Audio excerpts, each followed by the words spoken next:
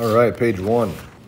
Given ABC, which graph shows the translation of x plus 3, y minus 2? So I want to figure out which one of these three shows x translating to the right 4 and y going down 2. Excuse me. Well, I'm going to look at my key points here. I'm going to look at part A. I'm going to look at B. All right, so if I look from B to B prime, okay, remember B prime is our translation. It's our transformation. Anytime there's a prime, that means it's your transformation. Okay, so I started my pre-image, which is B, or my original, and I look to B prime. Well, it looks like I went 1, 2, 3, 4 to the right, and then down 1, 2. So it could be A. If I look at A to A prime, which is overlapping with C, looks like I went 1, 2, 3, 4 to the right, and then down 1, 2. So since 2 of the 3 points check out, it's got to be A. All right. It says which one describes the transformation.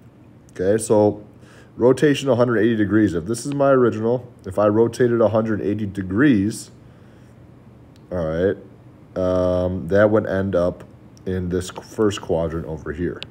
So that is out.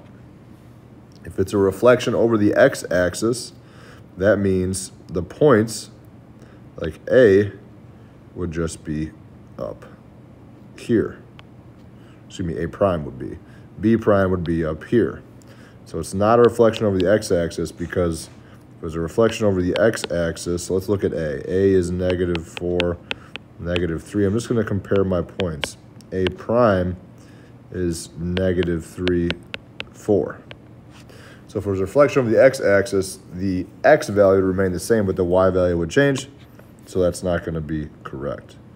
If it's a rotation 270 degrees, well, if 180 is in this quadrant, then 270 would be 90 or more. So it'd have to end up in quadrant 4. So it has to be a rotation 90 degrees. How do I recognize that? Well, if it's rotated 90 degrees counterclockwise, meaning against the clock. Oh. Against the clock. Sorry, I was going with the clock. So against the clock is this way, and this way, and this way. So it actually is 270. Okay.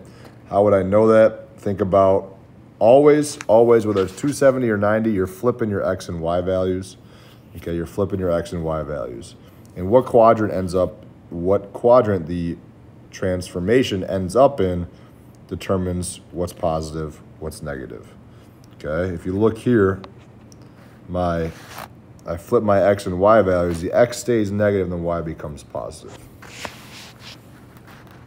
Okay, if I was going clockwise, this transformation would just be a 90-degree transformation. But since I'm going counterclockwise, it's 270. All right, show how ABC is transformed.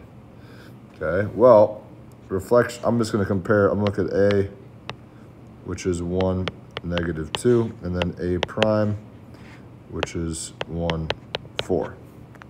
If there's reflection over the y-axis, okay, our x values would change, so that's out. If there's reflections over the x-axis, our y values would change.